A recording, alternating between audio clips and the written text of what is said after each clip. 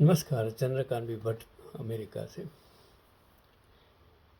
कभी कभी हम गलत चीज़ पढ़ते हैं और गलत चीज़ पढ़ाई जाती है राजकारण की वजह से, धर्मांधता की वजह से, अज्ञानता और अंधश्रद्धा की वजह से।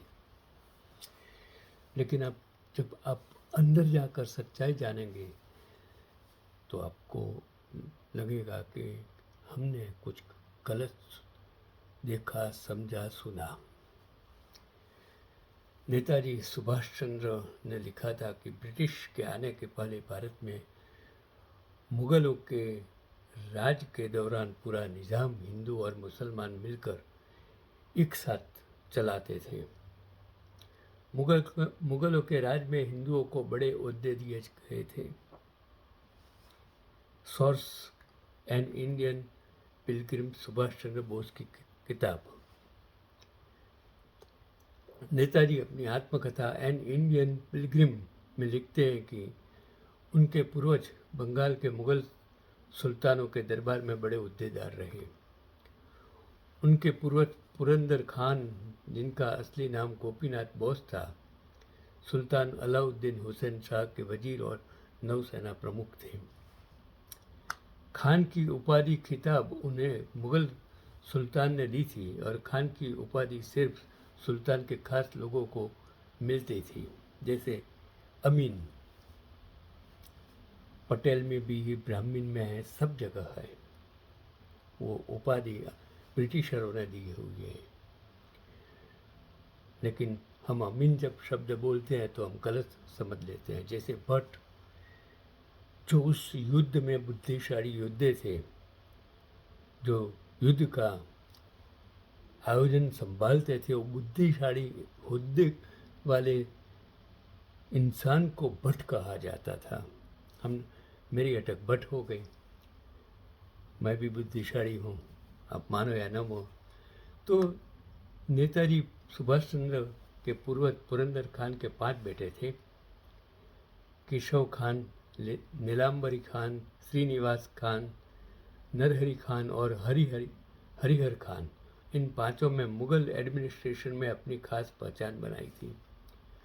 मुगलों और नेताजी सुभाष चंद्र बोस के परिवार के यह रिश्ते 100 सालों से ज़्यादा बने रहे। मुगलों के साथ रिश्तों की वजह से नेताजी सुभाष चंद्र के परिवार को सामाजिक इज्जत और दौलत मिली थी। और नेताजी सुभाष चंद्र लिखते हैं कि मुगलों का राज 100% मुस्लिम राज नहीं था। ये दौर हिंदू मुस्लिम के इत्तेहाद का दौर था, जब हिंदू मुस्लिम मिलकर भारत को चला रहे थे।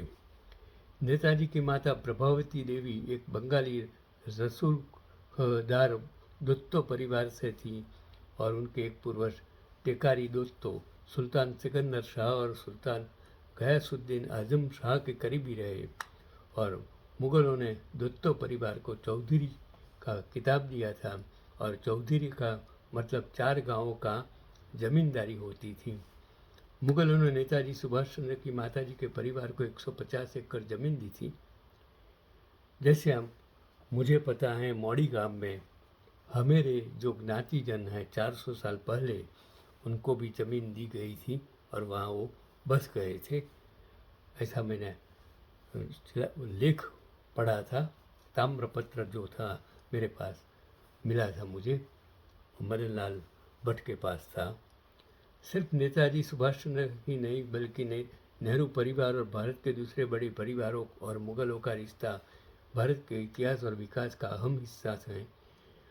आप याद करेंगे तो 100 नाम याद आएंगे। अगर मुगलों को ब्रिटिश को हराने में कामयाबी मिल जाती तो शायद आज भारत की अर्थव्यवस्था दुनिया में अव्वल होती और भारत का विभाजन भी नहीं हुआ होता।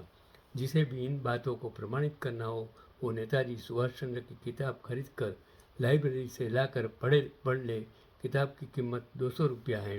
नेताजी सुभाष चंद्र ने जो लड़ाई लड़ी थी, उस लड़ाई से मुसलमानों की बहुत बड़ी हिस्सेदारी थी। वही एक स्वर्णिम इतिहास जिस पर हमें फक्र है। अगर आपको गांधी नेहरू से दिक्कत है तो नेताजी सुभाष चंद्र के नजरिए से भारत को समझिए। आखिर गांधी, नेहरू और नेताजी एक साथ खड़े दिखेंगे। वो एक इंसान था जिसने आर्टिकल्स फेसबुक पर लिखा था। मैं उसका फ़ोटो भी ये वीडियो के साथ अटैच करूँगा। उसने लिखा था, जय हिंद जय बंगला। मैं उसको सलाम करता हूँ। मैंने जब ये आर्टिकल पढ़ा तो मैंने सोचा कि अगर ये ऑथेंटिक है, बुक है, तो मुझे आप तक पहुंचाने की ज़रूरत है। आप हिंदू मुसलमान में, बंगला में मत उलझिए। देश बचाने का काम आपका है। आज़ादी आपको ऐसे नहीं मिली है। आज़ादी दिलाने वाले शहीद को आप गाली मत दो। उनको मैं प्रणाम करता हूँ। नमस्कार। यही आज का मेरा पैगाम है।